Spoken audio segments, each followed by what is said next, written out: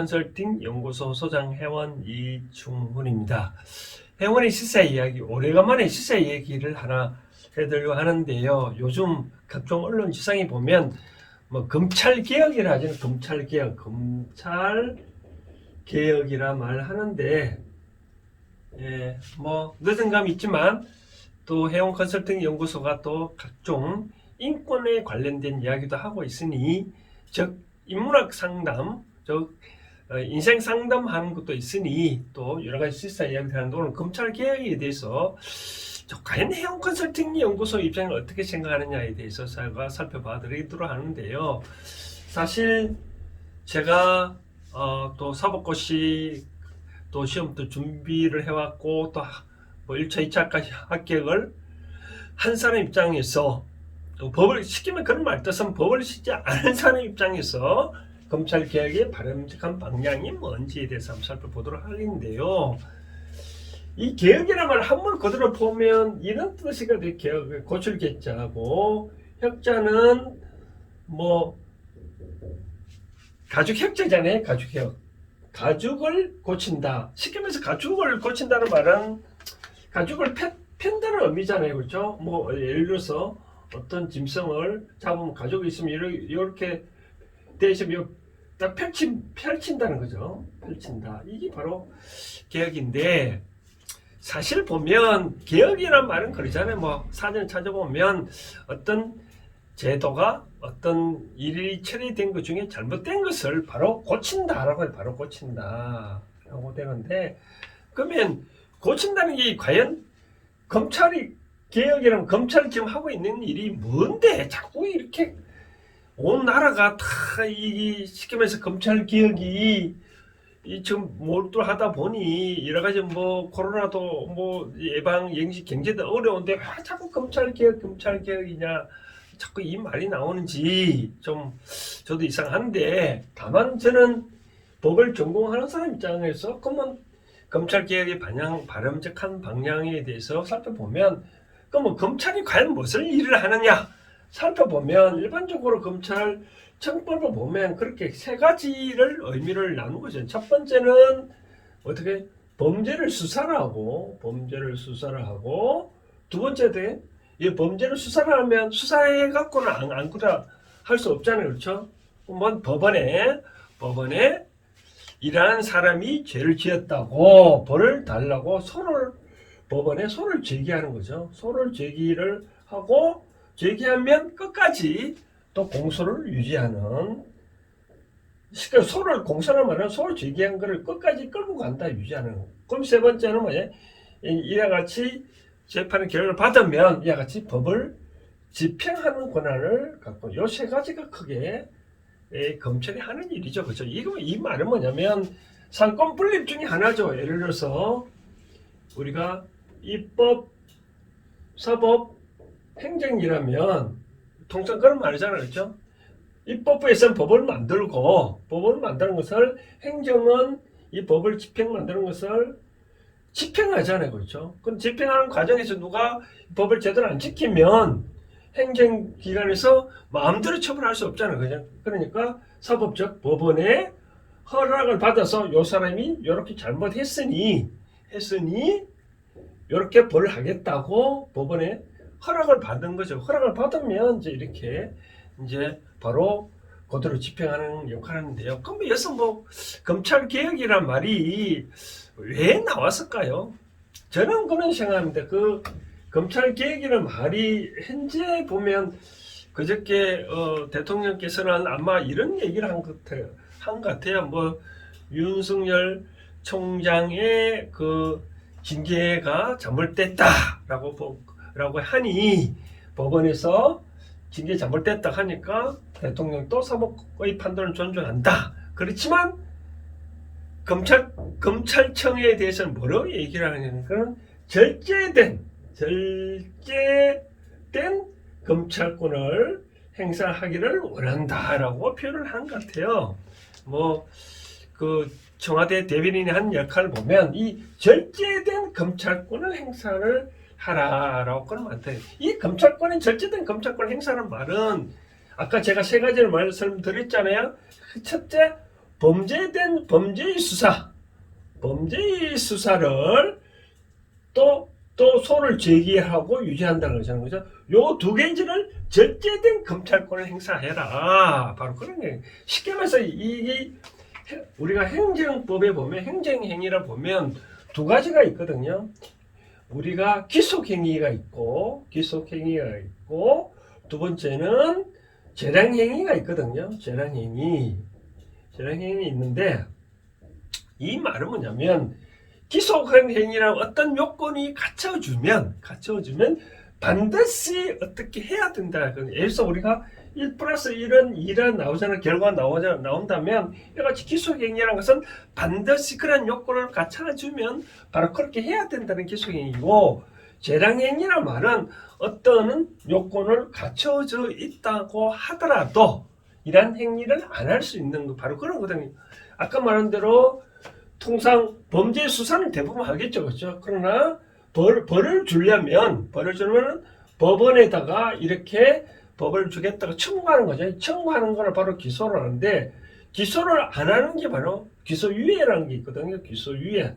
이 사람 비록 죄를 졌지만 여러 가지 상황을 봐서 뭐 처벌할 필요성은 없겠다라고 해서 기소를 안 할 수 있는 권한을 갖고 있는 것이 바로 이 검찰이거든요. 그래서 결론을 따지면 이러한 요건을 갖춰져 있다 하더라도 어떤 행위를 안 할 수 있는 게 바로 이 행정법상의 용어는 재량행위입니다. 그래서 검찰에서도 이러한 재량행위를 할 수 있는 게 뭐냐면 바로 기소유예다라고 이제 말씀드린 거죠. 그래서 대통령 입장에서는 절제된 검찰권 행사라고 이 표현을 쓴 거는, 제가 생각을 해온 컨설팅 입장에서는 어떻게 대통령은 이 국민의 선거에서 당선 대통령이고 또 여러 가지 일을 하다 보면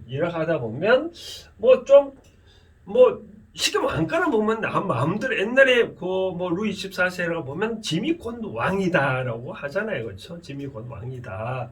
그러면 왕이 마음대로 어떤 행사한 거에 대해서 자꾸 검찰이 어떤 수사를 하고 또 기소를 하고 벌을 준다 그러면 왕의 입장이 좀 기분이 안 좋잖아요, 그렇죠? 근데 이런 걸 보면 옛날에는 우리가 왕을 보면 사관원적이 있었잖아요. 사관원들이 있다고 해서 왕이 일을 잘못하면 사관원이 나서서 왕이요 이건 잘못되지 않냐고 자꾸 하잖아요. 그러니까 이 왕은 기분 나쁘고 사관원 제도를 확 벌을 주고, 그런 옛날에 이쪽 강해군이라든지 연산군들은 보면 다 상원들을 미워했잖아요. 그렇죠? 왕은 네 마음대로 어떤 하고 싶은데 바로 그런 것 같아요. 그래서 이 대통령 입장에서는 자기가 하는 일에 대해서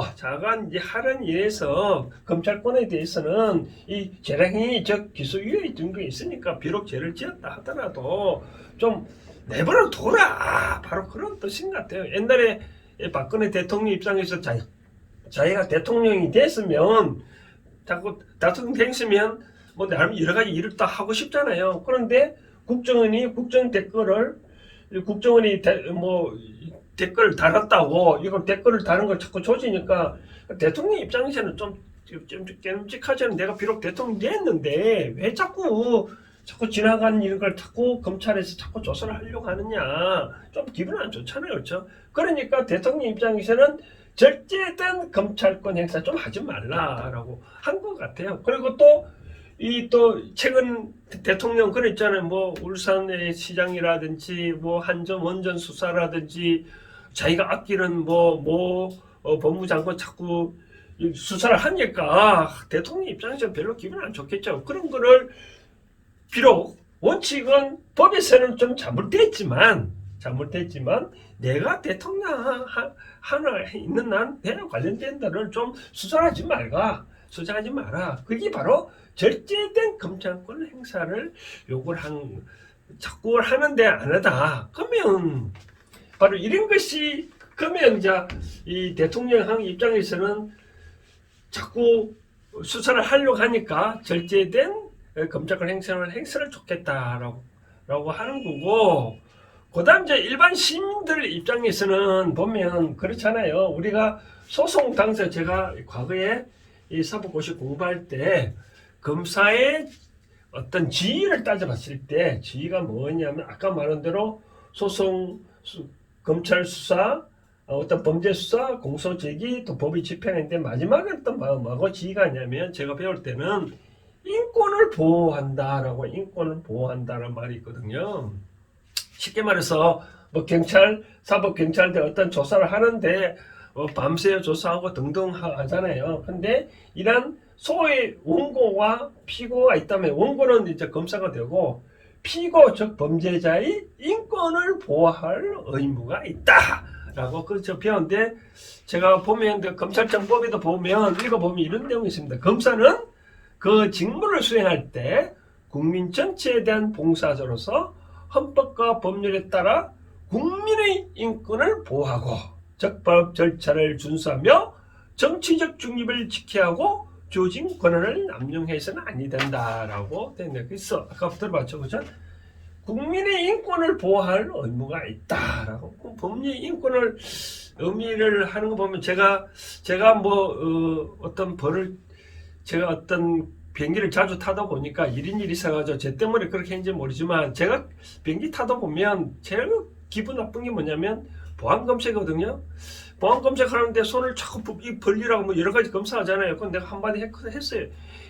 야, 네 검사할 동안에 나는 왜 자꾸 이 손발 벌리고 있나? 뭐 안면은 검사를 했으면 좀 내리고 있으면 좀 이제 팔 내려도 된다고 해야지 왜 끝까지 팔을 들고 있어야 하냐고 내가 기분 나빠서 이게 참 이 비행기 타는 사람을 인권을 보호해야 되지 않냐고 한마디 했는데 그리고 뭐 어떤 그 다음부터 그 얘기가 뭐 전달되는지 모르겠지만 어느 순간에 이제 어느 안면 검사하고는 이제 팔 내려도 됩니다라고 뭐 그런 얘기를 요즘 듣고 있는데 그처럼 과연 이 범죄 수사와 기소한 단계의 입장에서 과연 인권을 보호를 해야 될 의무가 아까 말한 법에도 있잖아요.